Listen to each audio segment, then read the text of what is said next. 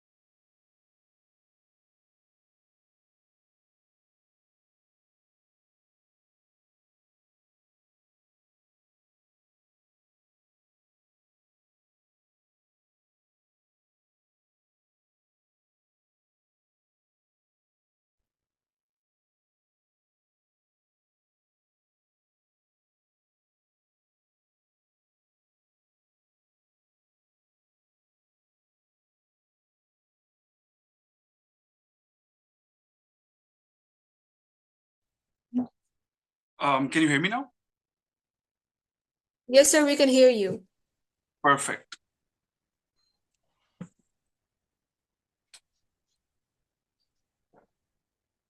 I'm so sorry, I've just missed the from where you started. So are we just good to start, or we just waiting for more participants to add?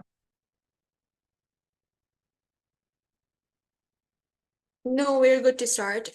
Thank you very much, everyone, for joining today's session.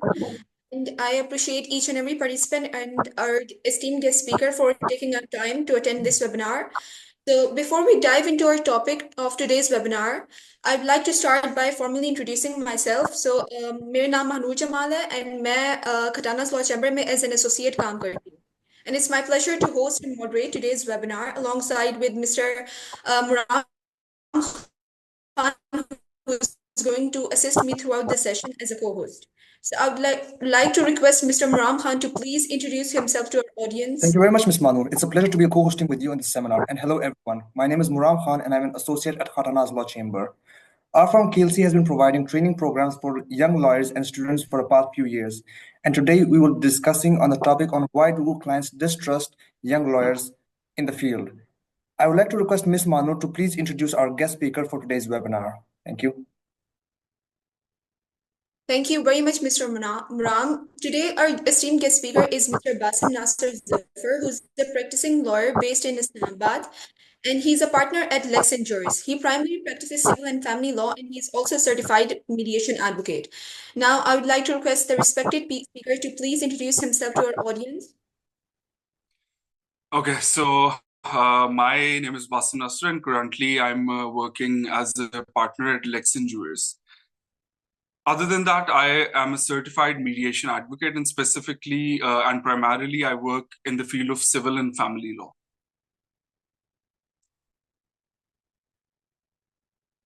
Shall we start with the topic? Or do you have any questions? Thank you. Thank you very much, Mr. Basim. Now we will start with our topic for today, which is quite interesting for young lawyers like myself. We'll be exploring common client perceptions, misconceptions, and practical strategies that they can use to empower themselves, build trust with their clients, and build a quite good professional reputation for themselves and navigate their legal careers. But starting off with our first questions, हमें पता है कि legal profession में आना एक काफी hectic काम है और काफी मुश्किल काम है कुछ लोगों के लिए. But the true hardship starts when you enter the field, which is when you try to deal with different type of clients, try to navigate different type of laws, which becomes quite hectic. My first question to you is why is it that most of the clients try to associate inexperience with inefficiency when it comes to young lawyers? Okay, thank you very much. If you may allow me, let us start with dissecting your question and as well as the topic of today. That is, why do clients distrust young lawyers? For going deeper into it, we need to understand, first of all, whether it is a myth or is it a reality. So at some point, at some particular point, it is a reality. And let us put ourselves in the shoes of the client. So for a minute, imagine that you're not a lawyer, neither you're a law student. And there's a certain case that has been filed against you, and your reputation, your life, your money, or whatsoever is associated with that. Would you hire a young lawyer? That is the first question. And whenever we think about it, we'll go deep down into it, that why should we or why shouldn't we? But we need to understand first, even as if we put it on ourselves, maybe we would hesitate to hire a young lawyer. The only question is not that the young lawyer is inexperienced or whatsoever, but the basic thing which we will look into it initially would be that would he or she be capable of handling my case? That is the first question. Now, why there's such a perception? There are many reasons to it. Many of the reasons are, unfortunately, the young people in the field are not getting much experience. But is it so? And is it the only excuse? मैं सिर्फ इस तरीके से इसको देखना चाहता हूँ कि अगर आप इसको इस तरह देखते हैं कि I do not have much work, तो क्या फिर मुझे कुछ करना नहीं चाहिए? या मैं किसी ऐसी फर्म के पास काम करता हूँ कि जहां पर मुझे काम अलॉट नहीं किया जाता, तो अगर 5 साल मुझे काम अलॉट नहीं किया जाएगा तो मैं 5 सालों के लिए काम नहीं करूँ। मैंने एक बड़ी जबरदस्त बात देखी थी, वो ये थी कि initially people do not trust you as a young lawyer, but with your skills, your hard work, you need to gain their trust. अब उस gain trust वाली जो चीज है उसके अंदर सबसे important बात क्या है? If you allow me, can I share a story of a lawyer with you? एक बड़ा successful lawyer था, only if you allow me, ताकि हम इसको ज्यादा बेहतर elaborate कर सकेंगे. Yes, sir. Sure, sir. Perfect. I have been reading about so many autobiographies of different lawyers, and I came through an autobiography or what do you call it, a book regarding a lawyer. He was an Indian lawyer, and his name was Nani Palkhiwala. Why I'm talking about Nani Palkhiwala? I could figure out and point out many lawyers who were maybe more successful than Nani Palkhiwala. But regarding our topic, which relates to the young lawyers, so the rise of Nani Palkhiwala was a meteoric rise. So in his first 5 initial years, can you believe he was representing one of the biggest clients of India? So what made him do so? नानी पालकेवाला का जो background था वो legal नहीं था, उसके पीछे कोई लॉयर नहीं था, उसको शायद सिखाने वाले भी बहुत कम लोग थे, and initially he was more interested in to accounts and economics, so law भी उसका एक मेजर साइड नहीं थी। मैंने बहुत ज्यादा स्टडी किया नानी पालकेवाला को, and I wanted to relate कि यंगस्टर्स क्या सबसे बड़ी गलती करते हैं। दो चीजें जो मैंने फिगर आउट की, I have read about 15 lawyers जिन्होंने नानी पालकेवाला के बारे में लिखा है, and I have also read जो उनके फैमिली मेंबर्स ने लिखा, और there was one thing which was common, that was his procedural and legal grip. उसने उन 5 सालों के अंदर अपनी जो ग्रिप थी वो लॉ के ऊपर इतनी स्ट्रांग की थी, but that was not the case in getting more clients. Clients का ट्रस्ट उन्होंने कैसे जीता? वो कॉम्प्लेक्स टैक्स के इश्यूज या ऐसे कॉम्प्लेक्स इश्यूज जो कि आपको कोर्ट के अंदर भी जब एलैबोरेट करने होते हैं, जब आपको कोर्ट को असिस्ट करना होता है, तो उसके अंदर बहुत ज्यादा लीगल जार्गन्स यूज होते हैं, बहुत टेक्निकलिटीज यूज होती हैं। हिज नीश वाज, और उनकी क्वालिटी ये थी कि वो एक्सट्रीम टेक्निकल इश्यूज को भी प्लेन सिंपल लैंग्वेज में अपने क्लाइंट्स और जजेस के आगे रखते थे। That is what the young people lack. आपने बड़ी जबरदस्त पॉइंट रेज किया था, and that was related to the client conferencing. Now suppose हम we are in the market and we we question 100 people कि आप यंग लॉयर को अपना केस देना चाहेंगे, आप अपना फेट, अपना इकोनॉमिक फेट, मॉनेटरी फेट या जिंदगी का फेट किसी यंग बंदे के हाथ में देंगे? शायद 90% of the people would say no. क्या चीज इसको बदल सकती है? बदल ये सकता है कि फॉर व्हाटसोएवर रीजन आपको क्लाइंट केस नहीं दे रहा, एटलीस्ट आप एक काम तो कर सकते हो, you can convince the client कि दैट इज ऑन यू कि आप मुझे केस दो या मत दो, but we can have a discussion over your case. That is the point कि अगर आपको क्लाइंट कॉन्फ्रेंसिंग के अंदर आप अच्छे हैं, not just the client conferencing, that specific point जिसका उसके पास, जो आपके पास वो केस लेके आया, क्या उस लॉ का आपके पास नॉलेज है? क्या उस प्रोसीजर की आपको ग्रिप है? ऑफ कोर्स जो आपका क्लाइंट होगा वो तो अकाउंटेबिलिटी नहीं आपकी कर सकता, बिकॉज उसको खुद प्रोसीजर और लॉ नहीं पता होगा, बट वो सिर्फ एक चीज की अकाउंटेबिलिटी कर सकता है कि उन सारी चीजों को कंक्लूड करते हुए जब आप एक ओपिनियन देंगे, क्या उस ओपिनियन के पीछे कोई रीजनिंग या रैशनल है, या आप हवा में बात करें? If there is a rational, if there is a reasoning to it, then of course he'll consider you as a serious man or a woman. और वहां पर वो जो आपकी आइस ब्रेक हो जाएगी कि यार मैंने यंग बंदे को देना है कि देना, then it would be young या ओल्डर बंदे की बात नहीं है, इट इज अबाउट कि can this specific person can handle my case or not, and that is the particular point जहां पर आप बावर करा सकते हैं कि यू आर केपेबल इनफ कि आप उस केस को हैंडल कर सकते हैं। बट यहाँ पर एक बड़ी थिन लाइन है जो हमें डिस्कस करनी बहुत जरूरी है। अनफॉर्चुनेटली हमें ये बताया जाता है कि we need to get the client. हमें ये सोचा नहीं जाता या इस चीज के बारे में समझा नहीं जाता कि क्या सिर्फ क्लाइंट लेना ही इंपॉर्टेंट है या डिलीवर करना भी इंपॉर्टेंट है। सो इन अ मैनर कि आप बहुत अच्छे से परसुएड कर देते हैं क्लाइंट को किसी से पूछ के, देख के, and you book the case, and deep down you know कि मैं ये नहीं कर सकता। दैट इज वेयर जो परसेप्शन है मार्केट के अंदर के यंग लॉयर्स को ट्रस्ट करना चाहिए कि नहीं करना चाहिए, that turns into a reality जब अनफॉर्चुनेटली लॉन्गर रन के ऊपर जाकर, ऑफ कोर्स केस आप अच्छे तरीके से प्लीड करें भी तो आप हार सकते हैं, बट अच्छे तरीके से प्लीड करना ये होता है कि आपने ऑनेस्टी से प्लीड किया। बट डिसऑनेस्टी वहां पर आती है कि you have no idea about the procedure, neither you have learned about it. मैंने बहुत सारे सीनियर से एक बात सीखी। The other day I was getting a lecture, वो Numan Qureshi is a very senior civil lawyer, वो ये कहते थे कि अगर आपको एक स्पेसिफिक चीज अगर नहीं भी आती और आप केस बुक कर लिए, sure before filing that case you have mastery over that procedure, so to put all of your time in that specific thing कि आपकी उसके ऊपर एक ग्रिप अच्छी हो।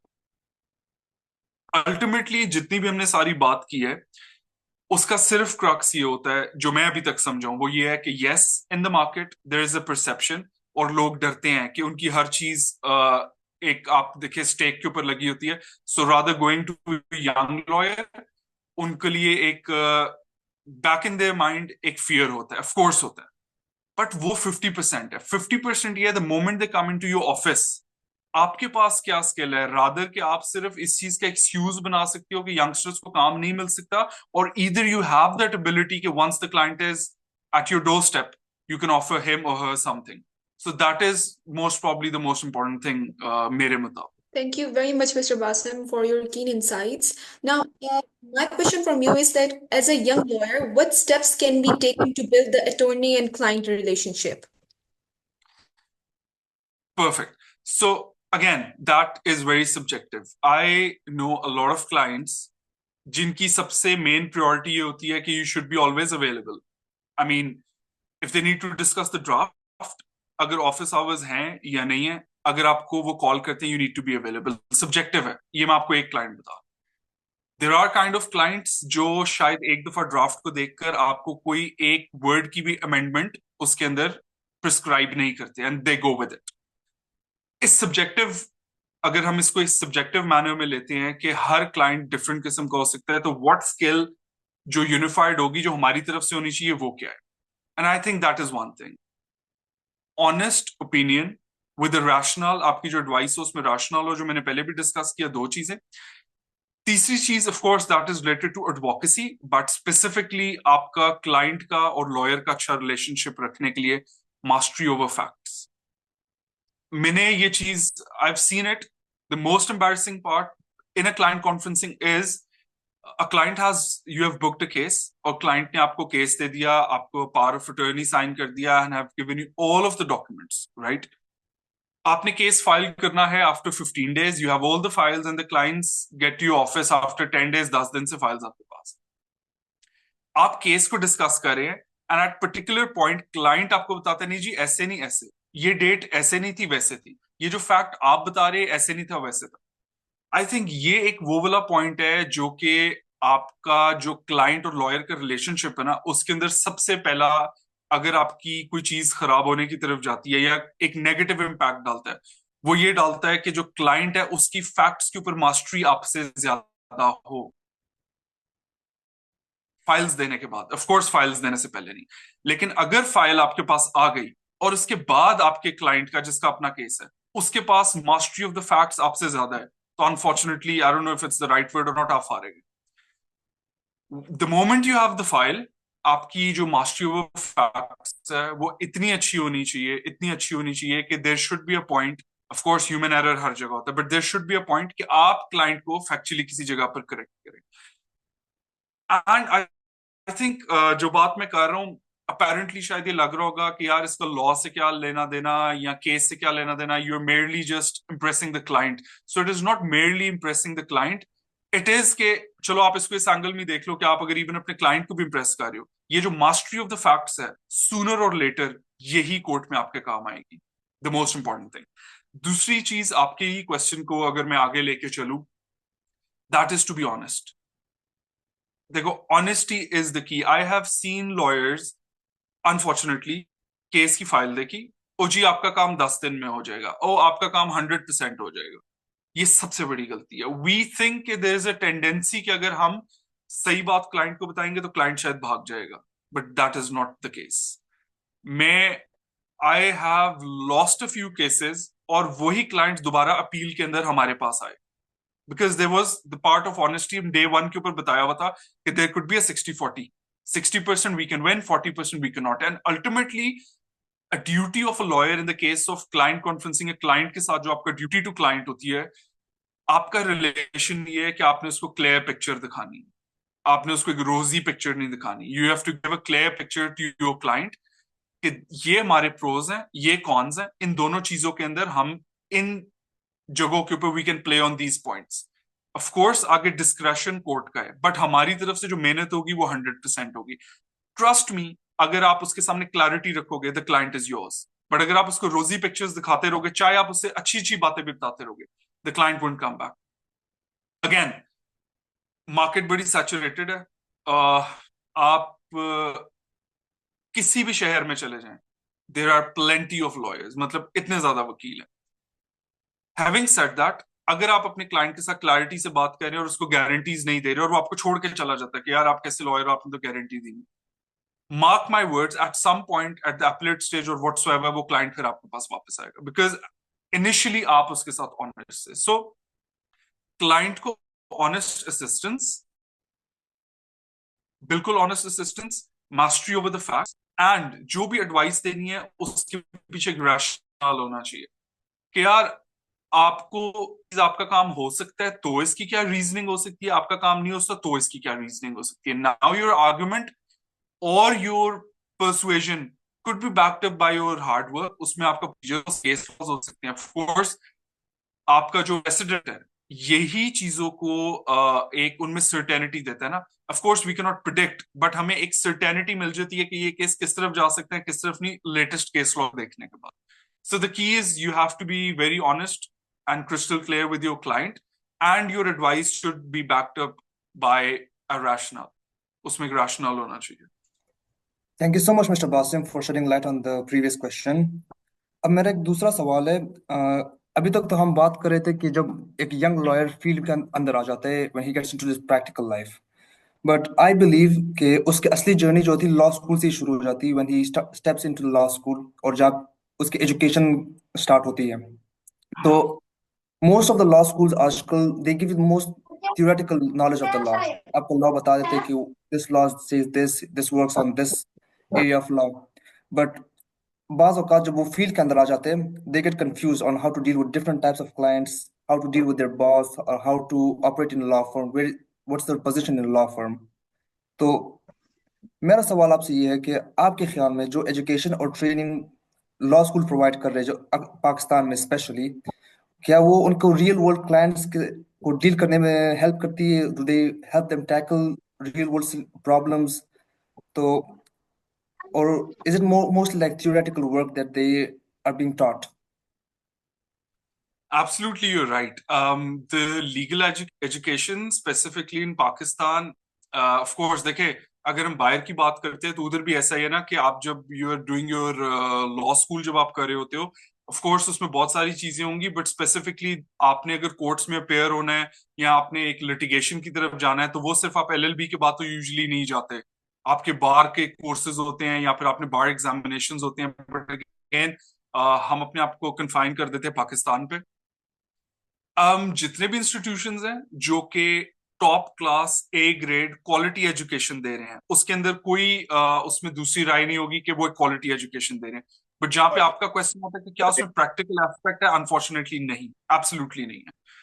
आपने एक बात की कि वहां पर सिखाया जाता है आपको कि how to deal a client whatever. बिल्कुल भी मेरा सिर्फ एक रिक्वेस्ट है कि पार्टिसिपेंट्स अपना माइक ऑफ कर ले तो that be a great thing. मतलब उसमें हम इजीली चल सकते हैं.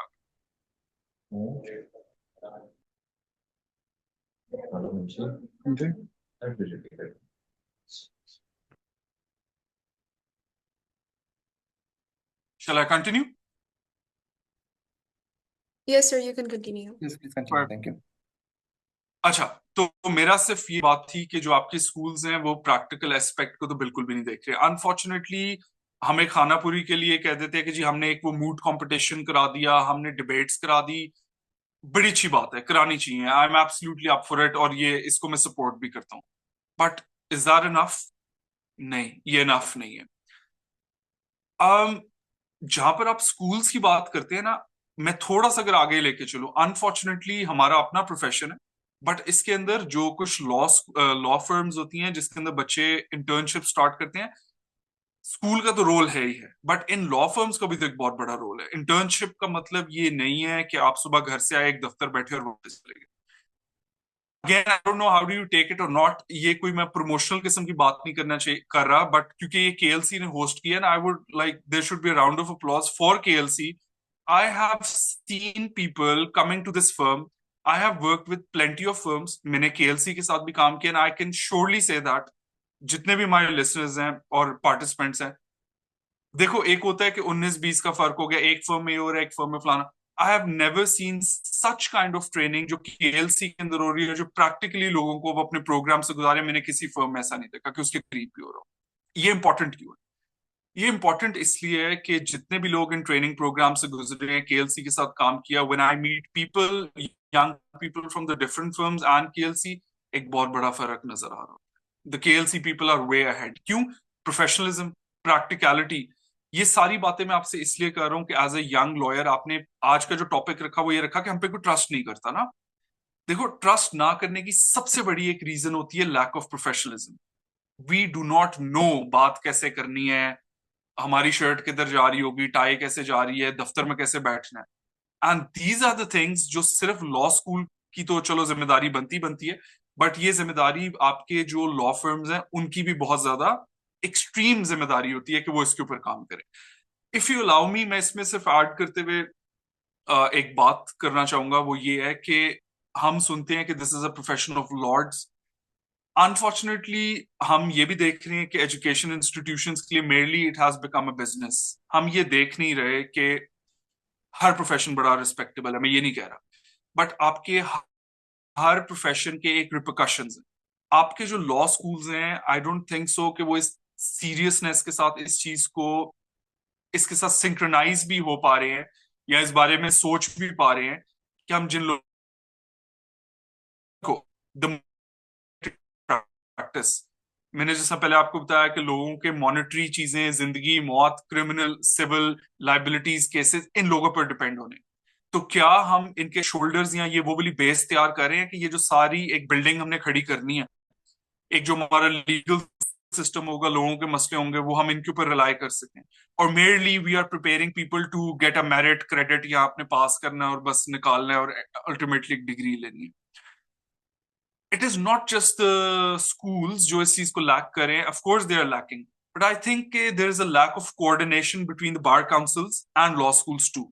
जब तक बार काउंसिल्स और स्कूल्स सिंक्रोनाइज्ड आपस में नहीं होंगे, तो कभी सेट क्राइटेरिया नहीं बन पाएगा कि हमने जो प्रोड्यूस करने हैं, जो बच्चों को हम यहाँ से निकाल रहे हैं, उसके अंदर क्या हम सिर्फ क्वांटिटी को मद्देनजर रखेंगे या क्वालिटी को भी मद्देनजर रखेंगे।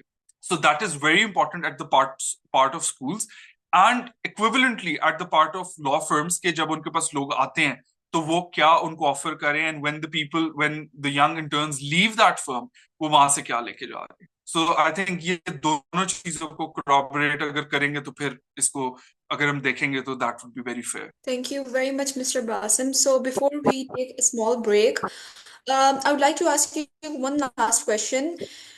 Since आपको पता है societal perceptions often paint young lawyers as inexperienced, which is true, इसमें कोई शक नहीं है. But I believe कि trust एक रात में build नहीं होता है. It's a process of consistent action.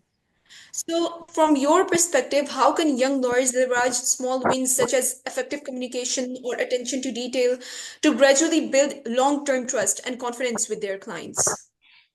I think बड़ी सब्जेक्टिव सी अगेन ये बात है, बट मैं अपना ओपिनियन आपको इस पे दे रहा हूँ। I think your image matters.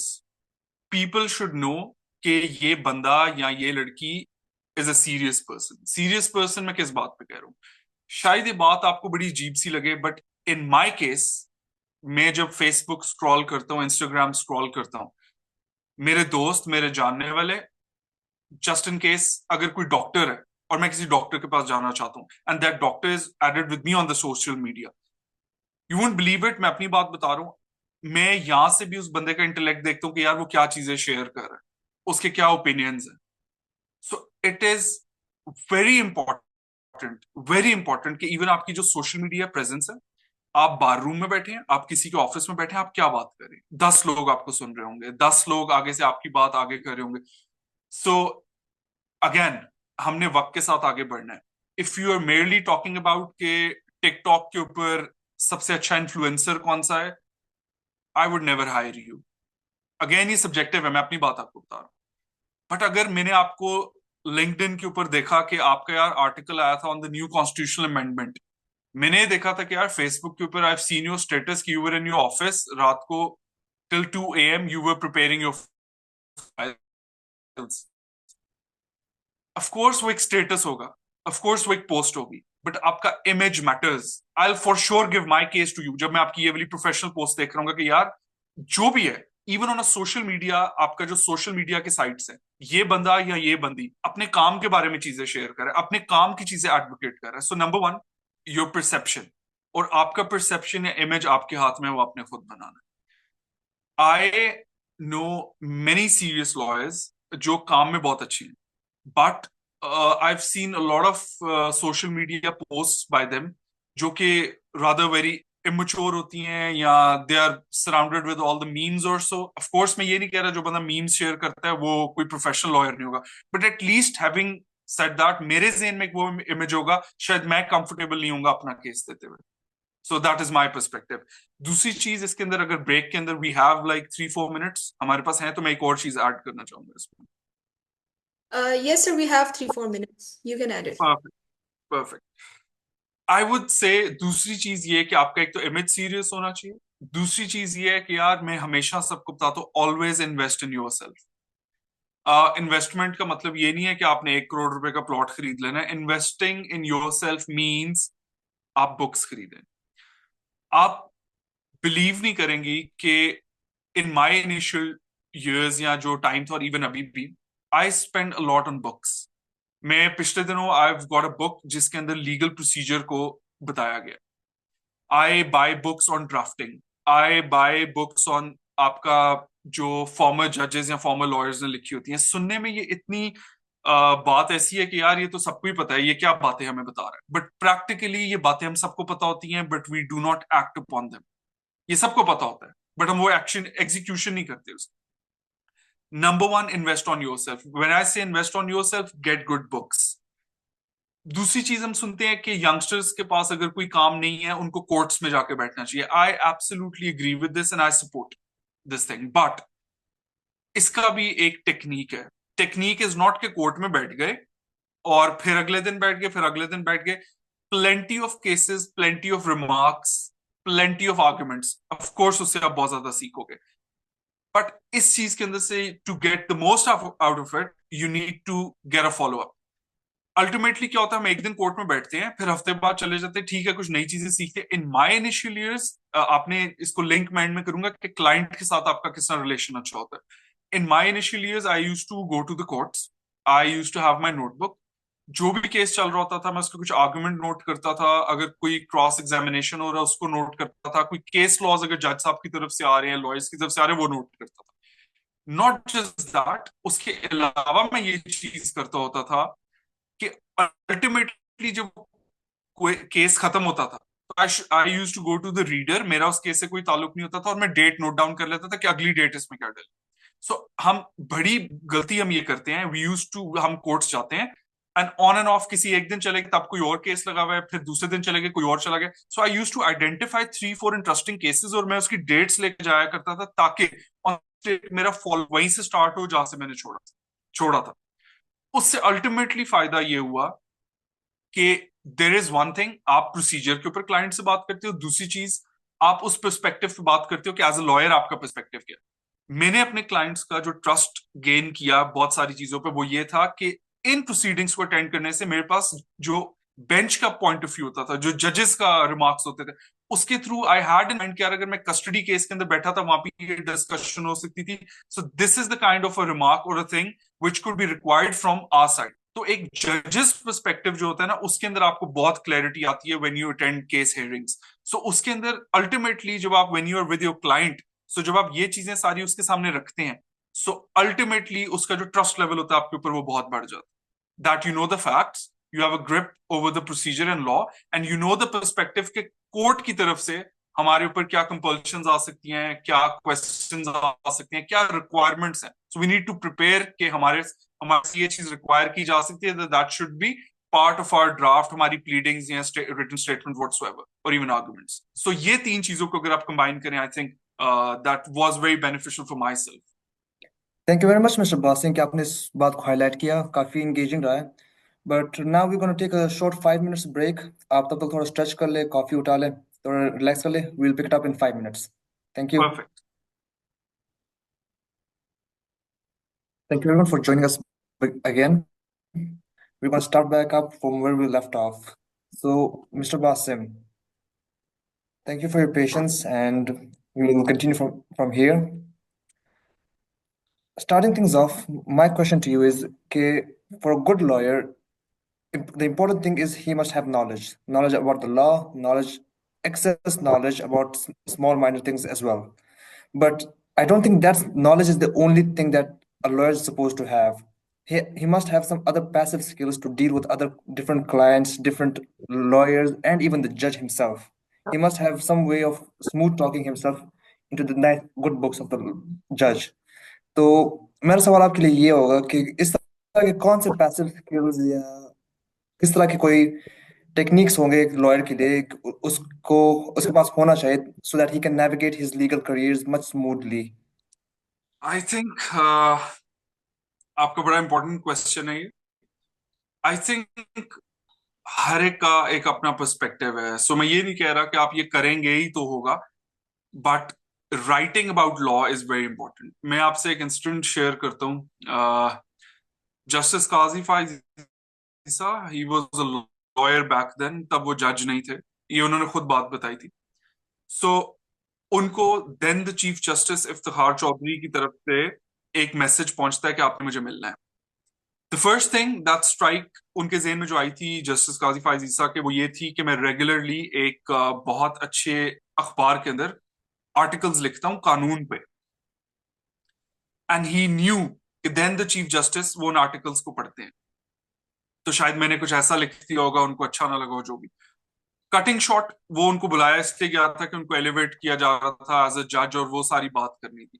लेकिन एक इस छोटी सी बात को जो सुनी तो बहुत लोगों ने होगी लेकिन नजरअंदाज कर दिया होगा, वो ये कि उनका लिखना और देन द चीफ जस्टिस का पढ़ना, ये आपको एक बहुत बड़ा एवेन्यू देता है और एक बहुत बड़ा आइडिया देता है कि अगर आप लिखने में अच्छे हो, और नॉट जस्ट लिखने में अच्छे हो, आपको करंट अफेयर्स का पता है, what ever is going on in the legal industry, और वो सारी चीजें आप समझते हो, सो यू नेवर नो कि आपका रीडर कौन होगा।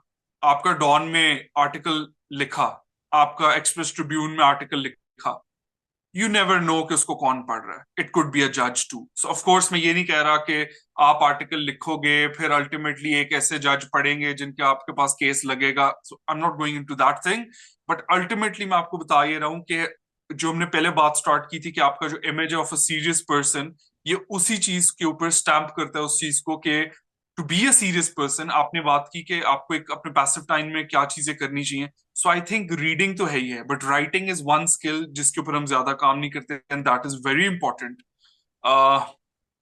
मैं एक चीज सोचता था कि यार जितने भी कॉन्स्टिट्यूशनल मैटर्स होते हैं before the supreme court, 90% of the matters अगर आप उठा लो उसमें एक वकील आपको जरूर नजर आएगा, and that is advocate Supreme Court Faisal Siddiqui. I use to think यार मतलब कि क्या वजह होगी, देन आई रियलाइज्ड कि उनकी एक नीश है। नीश ये है कि he always right about the matters pertaining to constitution. Constitution से रिलेटेड जो कुछ हो रहा होता है अबाउट एवरी वीक और एवरी मंथ, आप जो भी बड़ा अखबार उठाएंगे उसके अंदर आपको उनका आर्टिकल मिलेगा। आई एम नॉट सेइंग कि वो आर्टिकल की वजह से उनको केसेस मिल गए या सुप्रीम कोर्ट में आ गए व्हाटसएवर, लेकिन to create niche is very important. आप भी, मैं भी, हमारे सीनियर्स भी, हमारे जूनियर्स भी at some point civil courts भी जा रहे होंगे, फैमिली कोर्ट्स भी जा रहे होंगे, हाई कोर्ट्स भी जा रहे होंगे, लेकिन आपने अपने आप को थोड़ा डिफरेंशिएट करना है। डिफरेंशिएट इन अ सेंस के टू क्रिएट अ नीश। आपके पास चाइल्ड कस्टडी केस आएगा, आपके पास डिक्लेरेशन का केस आएगा, आप भी करोगे, मैं भी करूंगा, बट अगर मार्केट के अंदर मैंने ढूंढना है कि यार मेरा क्रिप्टो करेंसी रिलेटेड या वर्चुअल एसेट रिलेटेड इशू आ गया है, तो क्रिप्टो लॉयर कौन है? शायद मैं पूरी market I think mike on. Possibly If you you request to mute the please mic. mute your mics, Miss Chandan. Okay, so मैं आपको ये कह रहा था कि नीश से क्या होगा। I need a crypto lawyer. मेरा मैटर है कोई वर्चुअल एसेट से रिलेटेड है, क्रिप्टो से रिलेटेड है। ट्रस्ट मी, ट्रस्ट मी, मुझे ढूंढने से भी शायद एक या दो लोगों से ऊपर नहीं मिलेंगे, and we have like thousands of lawyers, नहीं मिलेंगे।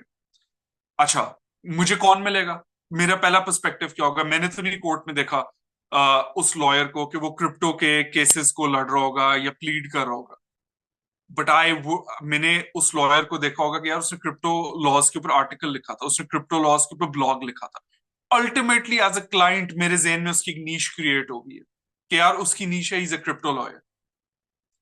इसी तरह से आपकी एक और नीश है। मैं आपको एग्जांपल देता हूँ, कुछ लोग होते हैं they are very much interested in tax matters.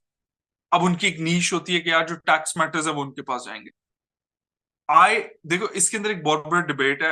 आप जब यंग होते हो तो आपको बताया जाता है आपने अपनी नीश क्रिएट नहीं करनी, बिकॉज एट पर्टिकुलर पॉइंट आप नहीं डिसाइड कर सकते कि आपके पास सिर्फ क्रिप्टो के केसेस आएंगे। आपके पास जो भी केसेस आने आपने करने। At some point I agree, आपके इनिशियल ईयर्स के अंदर you are nobody to decide कि मैं ये केस लूं या ना करूं। आप यूजुअली सारे केसेस करते हो, बट विद द टाइम आपको अपना नीश क्रिएट करना पड़ेगा। और अगेन मैं इसको कनेक्ट आपके क्वेश्चन से इस तरह कर रहा हूं कि आपने कहा कि आपके पास टाइम है और एक पैसिव टाइम आपकी that could always one niche crypto could be, आप उसके बारे में लिख सकते हो। अच्छा, मैं काफी यंग लॉयर से बात कर रहा था और बड़े मजे की हमने बात की और बड़ी अच्छी बात।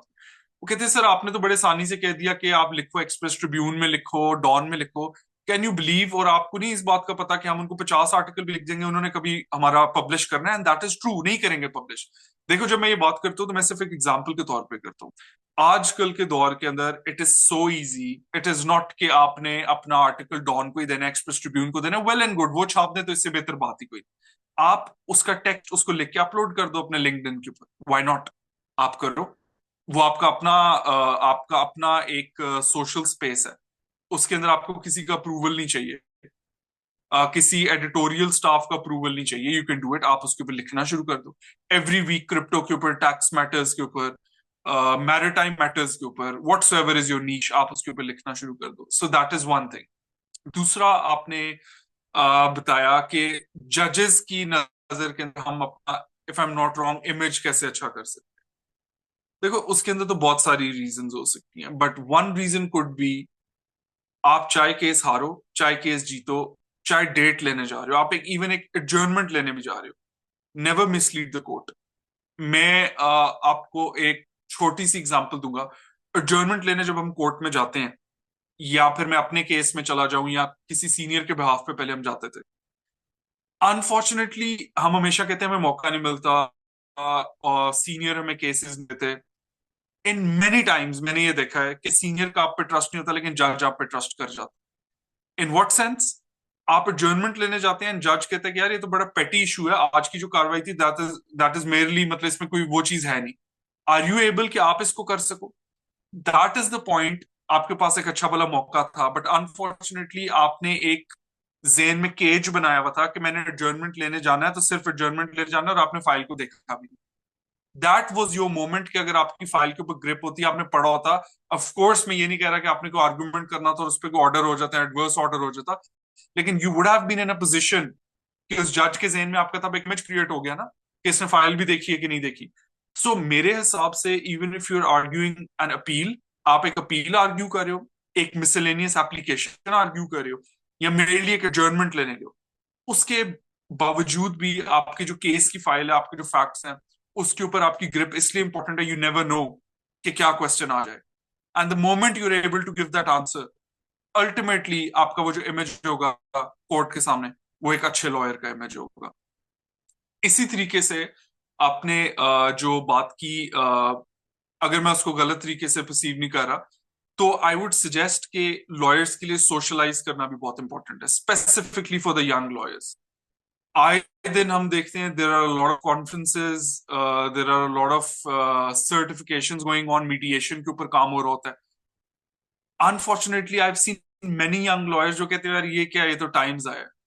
Trust me, when you go to such places, अब तो मैं बल्कि उस दिन हमारे मेरे senior, I have learned lot, I have learned everything from him, Aneek Khatana साहब, मैं सर से ही उस दिन बल्कि बात कर रहा था कि देयर इज एन ऑर्गेनाइजेशन, वो पूरी दुनिया के अंदर सोशलाइजिंग इवेंट्स अरेंज कर रही होती है फॉर यंग लॉयर्स।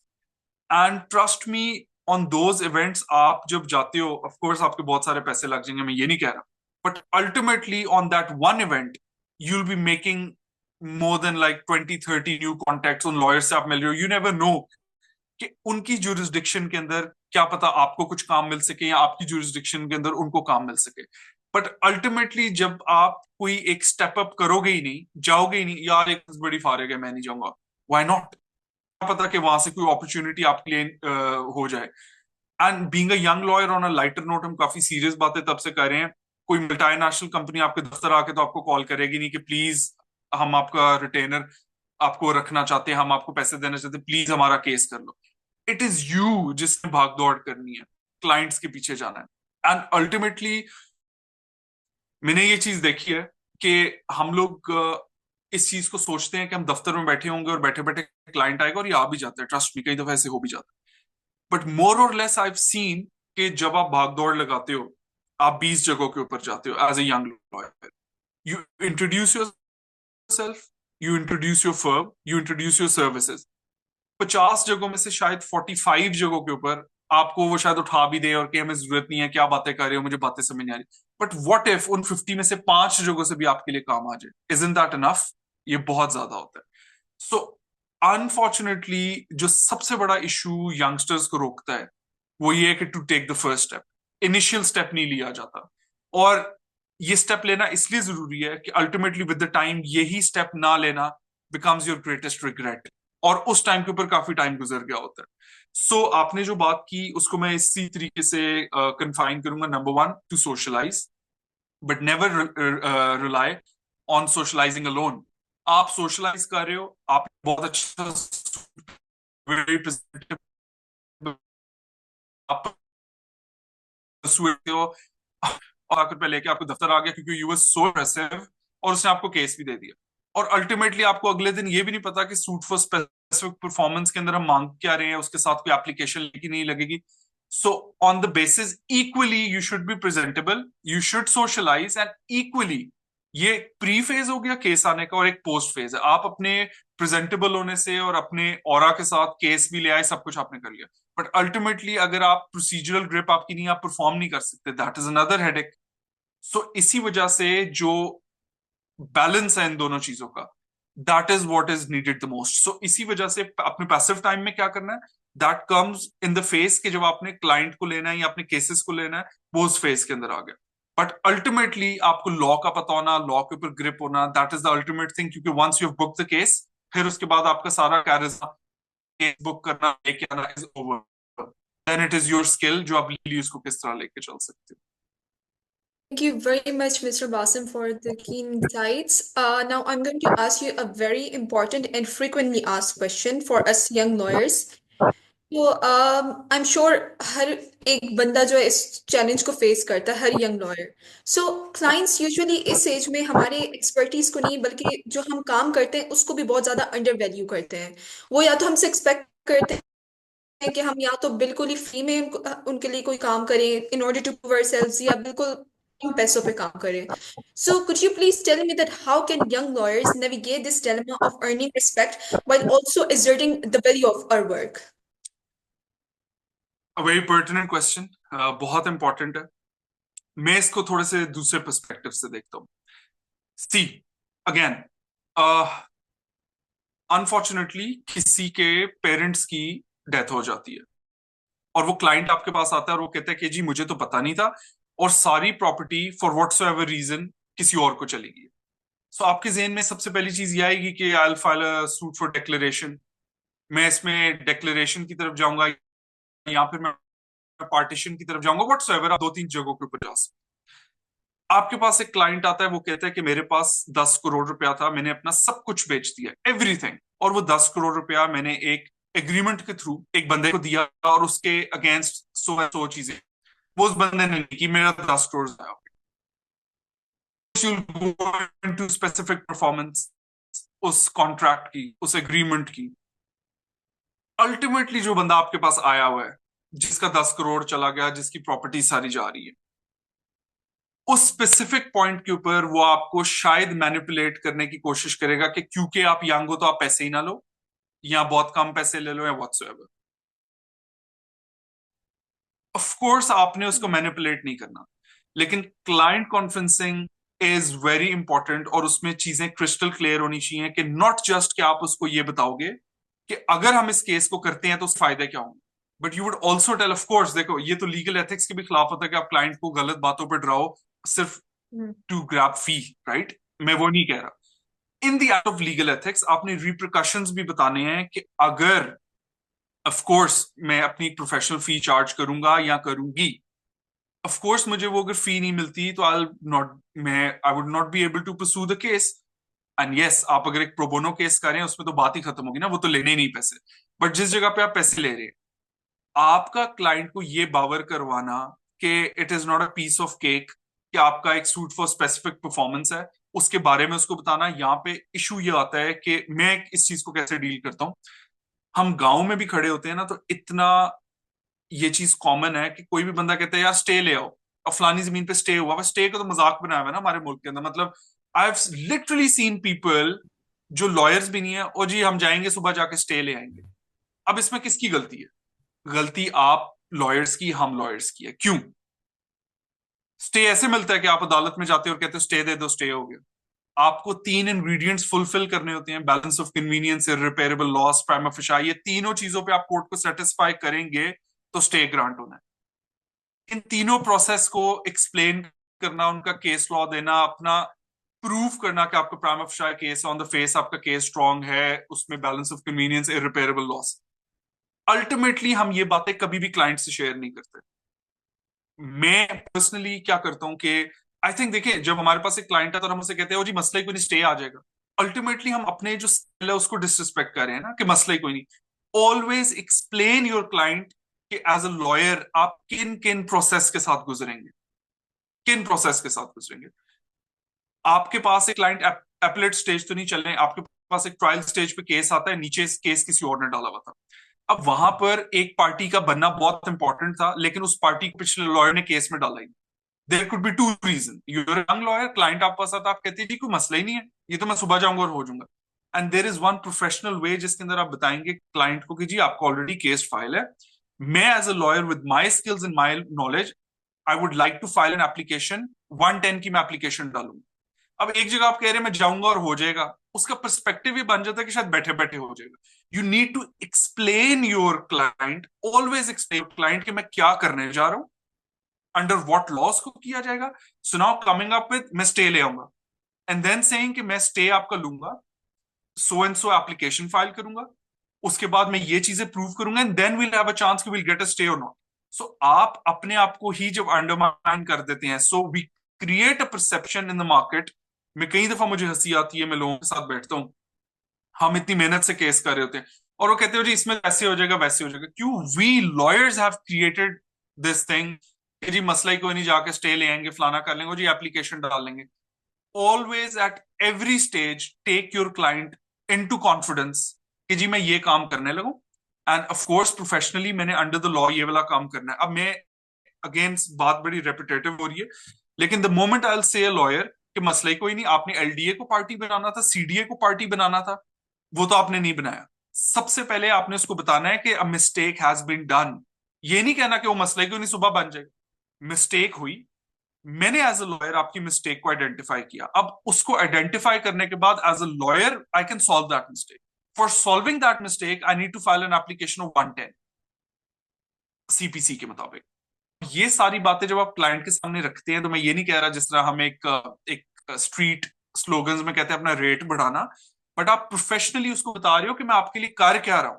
जब आप ही कम्युनिकेट नहीं कर पाओगे कि स्पेसिफिकली मैं क्या करूं, चाहे वो बहुत छोटी सी चीज है, चाहे वो बहुत छोटी चीज है, बट आपको क्लाइंट को बावर करवाएंगे कि अगर मैं ये करूंगा तो उसके से ये होगा, अगर मैं नहीं करूंगा उसके ये रिप्रिकॉशन है, आपको लीगली इसके ये प्रोज एंड कॉन्स होंगे।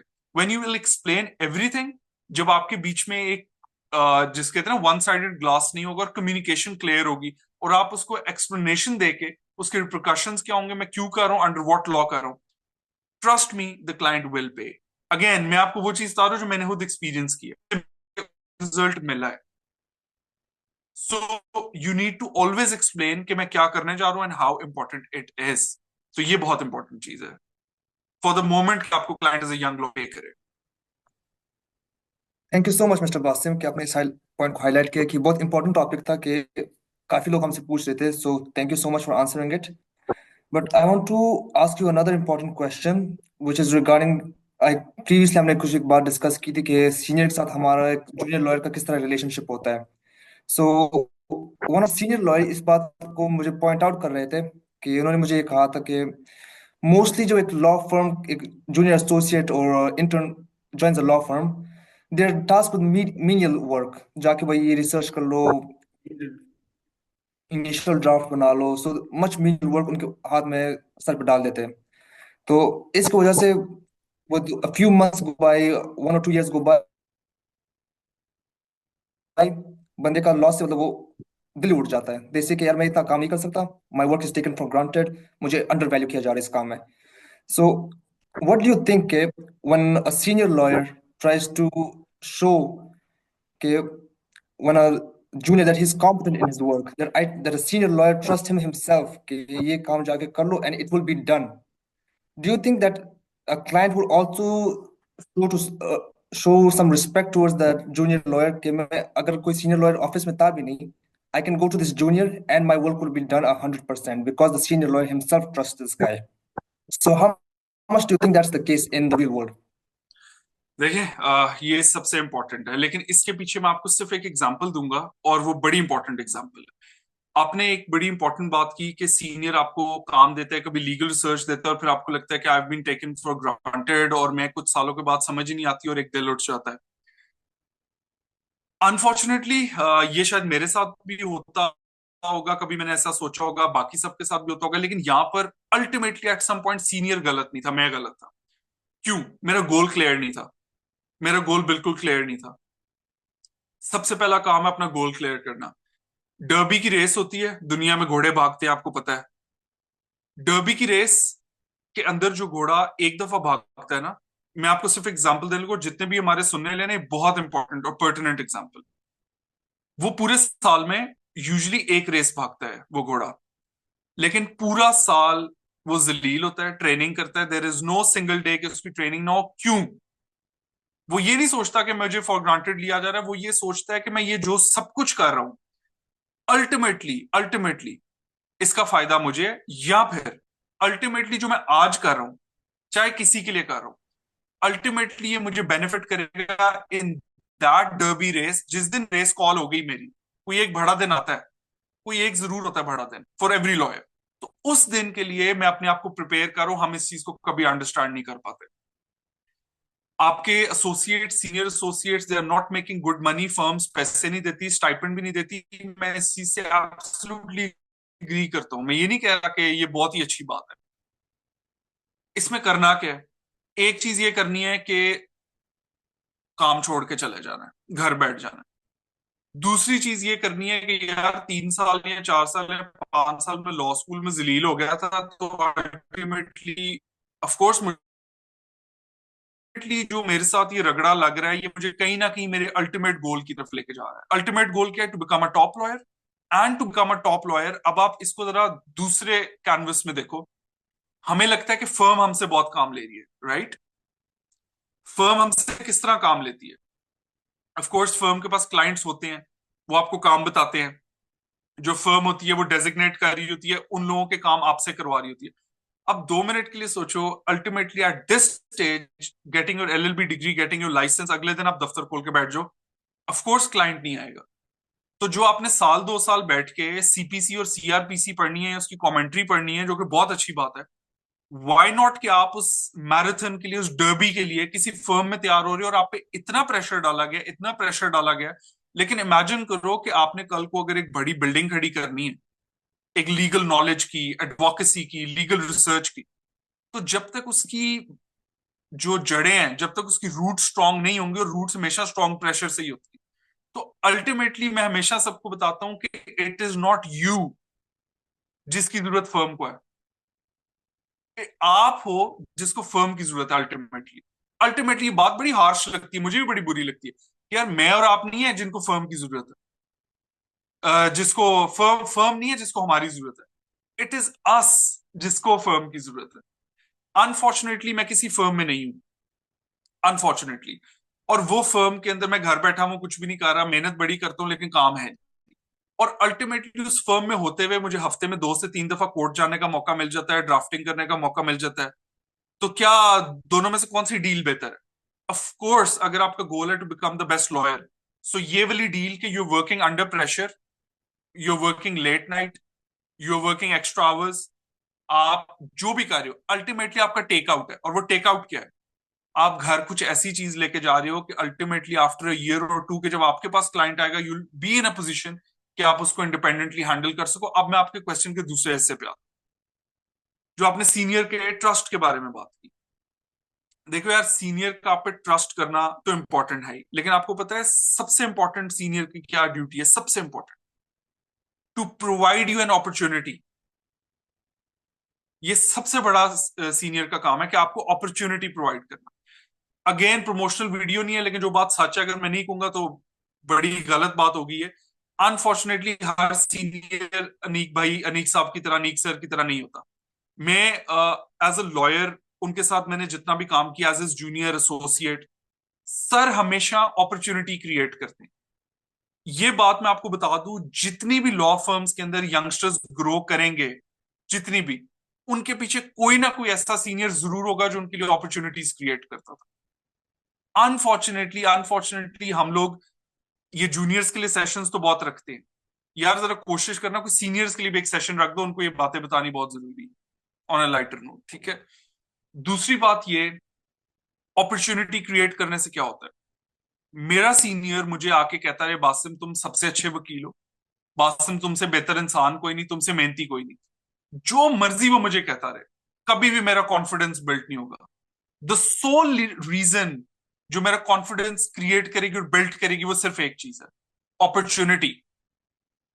जब आपने पानी, वो कहते हैं ना टेस्टिंग द वाटर, आपने पानी तब भी टेस्ट करना है कि जब अपॉर्चुनिटी आती है. So opportunity is one thing. मैं हमेशा सुनता था, एक बात बड़ी जबरदस्त एक सीनियर ने की थी. वो कहते थे यार अपने सीनियर की वीकनेस बन जाओ. वीकनेस इन अ सेंस, आपके सीनियर को आपसे क्या चाहिए. सीनियर ने केस बुक किया, उसकी 1 मिलियन फीस ले ली, ठीक है, बड़ी फीस ली.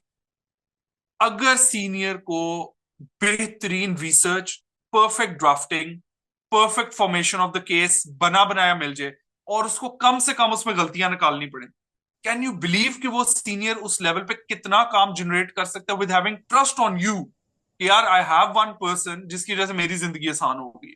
और जिंदगी आसान जब हो गई, ultimately you will also make money. हमारा सिर्फ फोकस ये होता है कि यार हमसे इतना काम करवाया जा रहा है. We need to think of course यार, मैं आपकी बात को गलत नहीं कह रहा. There is a lot in the profession जहाँ पे मैनिपुलेट भी किया जाता है, काम ही करवाया जाता है, दिया कुछ नहीं जाता, ना अपॉर्चुनिटी की जाती है. लेकिन वहां पर भी आपका सिर्फ एक टेक आउट होना चाहिए कि यार मैं जो भी बनना चाहता हूँ आज नहीं बनना चाहता. मेरा एक लॉन्ग टर्म गोल है, 5 या 10 साल के बाद मेरा प्रोफेशन में नाम होना चाहिए. क्या मैं जो आज कर रहा हूँ, सेल्फ अकाउंटेबिलिटी, क्या मैं जो आज कर रहा हूँ, मेरे उस गोल के वो चीज मुझे करीब लेके जा रही है कि नहीं. तो मैं सिर्फ इतनी बात बताऊंगा कि आप शुरू में जो एडजर्नमेंट लेने जाते कोर्ट में, उतना एक्सपीरियंस भी आपको आपके अल्टीमेट गोल के करीब लेके जा रहा है. That is for us to understand कि हम किस स्टेज पे बात समझे. Thank you very much, Mr. Basim, for wonderfully explaining all of our questions. Unfortunately, we're very short on time, so we're going to move towards our Q&A session from our audience. I think यहाँ पे बहुत ज़्यादा questions इन लोगों ने भी पूछे हैं. So, Miss Amna has asked that, in your opinion, what role does emotional intelligence play in earning clients' trust, and how can we develop this crucial skill? As far as the emotional intelligence is backed up by honesty, और जब भी मैं honesty की बात करता हूँ तो मैं इसलिए करता हूँ कि इमोशनल इंटेलिजेंस के अंदर एक बड़ी इंपॉर्टेंट बात है. वो बात ये है कि you get the art of reading your clients mind. But again, on your part, you have two options. When you have read the mind of your client, either you can manipulate, either you can assist. Always polish your skill of emotional intelligence which is backed up or which has a fruitful result in a manner कि मैंने assist करना है अपने client. इसको बेहतर किस तरह किया जा सकता है? There is a lot to do. मैंने आपको बताया कि आपने एक चीज करनी है, उसके लिए किताब पढ़ ले, दूसरी चीज करनी. Unfortunately for this particular thing, I would strongly suggest experience. Meet as many people. अगर आप अपने किसी सीनियर के साथ काम कर रहे हैं, रिक्वेस्ट योर सीनियर कि अगर कोई क्लाइंट कॉन्फ्रेंसिंग हो रही है, क्लाइंट है जैसे, वो आपको अलाउ करे कि आप बेशक कुछ ना बोलो, कुछ ना करो, but at least you observe how your senior deals the client. But ultimately, experience is the key answer to this. Okay, thank you very much, Mr. Basim. I think Ms. Amna, Sir Basim ने आपको answer दे दिया. Now, another question has been asked by Mr. Shayan. Can technology like AI be used to build clients' trust? Okay, so of course, AI can be beneficial in many aspects regarding our field of law. But if I specifically talk about the relation of AI and your client lawyer relationship, rather going into that whether AI can play a part or not, but I would say कि यार at least इस चीज को तो जिसको कहते हैं human intelligence के ऊपर हमें छोड़ना चाहिए, because AI will take over the research, AI will take over आपकी drafting, not take over of course, आपको उसके ऊपर अपनी कमांड रखनी पड़ेगी, but in a manner of course AI से आप असिस्टेंस ले सकते हो, could be a research assistance, could be anything. But again, जो आपका एक relationship है trust का with your client, that should be related to the human intelligence. That is my opinion. So वो कर सकती है कि नहीं कर सकती, rather going into that, मेरा एक settled opinion इसके ऊपर ये है कि AI should be used for research, should be used as a tool आपकी case assessments वगैरह के लिए भी, but when it comes to your direct relationship with your client, so I mean let the AI be the third party. आपको directly ही करना चाहिए इसका. Thank you very much, Mr. Basim. Now, moving on towards another question from Ms. Madiha.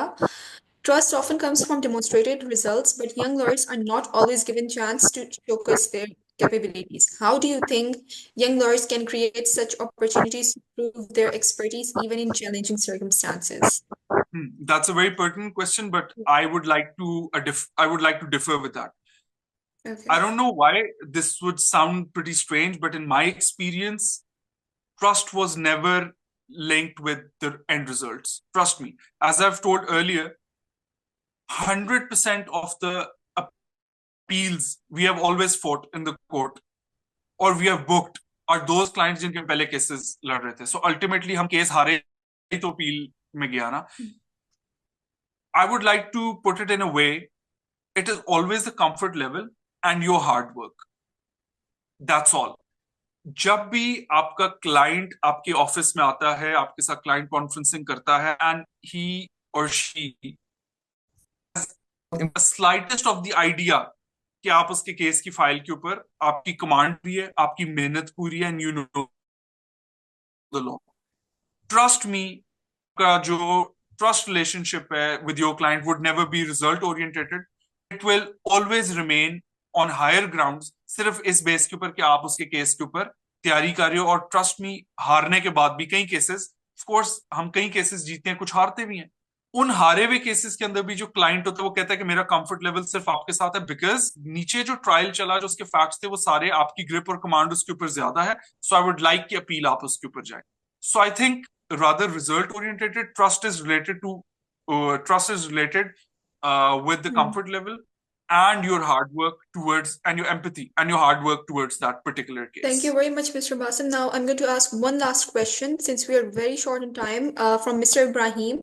How important is mentorship for young lawyers? Absolutely very important. That's the main key. माने या ना माने, जो भी आपका पहला बॉस होता है, whosoever, वो हमेशा आप पे एक इम्पैक्ट छोड़ देता है. हमेशा. हो ही नहीं सकता कि आप पे इम्पैक्ट ना हो. हम क्या कर सकते हैं? अनफॉर्चुनेटली अगर आपको पहला बॉस ही बिल्कुल कोई फारिग बंदा मिल गया है या इस तरह का बंदा मिल गया जो आपको अपॉर्चुनिटी नहीं दे रहा, wait for your time. You will always find a good mentor. बस उसमें फिर आपका स्किल ये होना चाहिए कि आपने वो सारी चीजें अपने ज़हन से वैनिश कर देनी है, and consider that one mentor जो आपको किसी लेटर स्टेज पे भी मिला हो एज योर इनिशियल मेंटोर. एक बात मैं जरूर बताऊंगा आपको, मेंटोरशिप क्या होती है? मेंटोरशिप ये होती है कि आप किसी से चीजों को सॉल्व करने का तरीका सीखते हो, आप किसी की चीजों को अडॉप्ट करते हो कि वो कैसे कर रहे हैं. फॉर्चुनेटली हम इतने अच्छे दौर में, मैं इसको इतना अच्छा दौर समझता हूँ कि पहले मेंटोरशिप ये होती थी कि आप एक ऑफिस में जाएंगे, वहां पे आपके सीनियर होंगे, आपने दिन रात उनके साथ रहना, that was considered as mentor. There are a lot of YouTube pages जिसके ऊपर पॉडकास्ट हैं, वेबिनार्स हैं, लॉयर्स के इंटरव्यूज हैं. ट्रस्ट मी, उन इंटरव्यूज में आपको इतनी बातें मिलेंगी कि आप उस बंदे को भी अपना मेंटोर मान सकते हो जिसको आप अपनी जिंदगी में कभी नहीं मिले.